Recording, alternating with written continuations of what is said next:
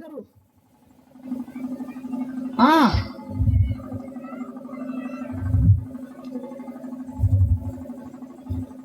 अस्मा सुबह जना बेगो बच्चा सबको पानी पिला लो, छन्ने बच्चा को नन्हे बच्चा सब पानी पिला लो बा। हाँ रखते हैं पानी के बाटला रख लो। हाँ जा रहे बच्चे घोड़े के पीछे खड़ो। ఆటోను కూడా దగ్గరగా దూరంగా పెట్టుకోండి। चलो भाई नहीं अभी नहीं खड़ो। अब जरा सामने जाओ ఇంకా వ్యాన్ ముందుకెళ్ళాలి। अरे दूंगा बाद में पूछेगा। ओके हाँ चालू व्यान इकड़े ఉండండి। हाँ चलो टाटा मैजिक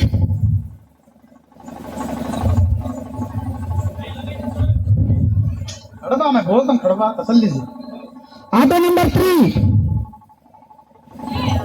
ये खड़ो ఒకటి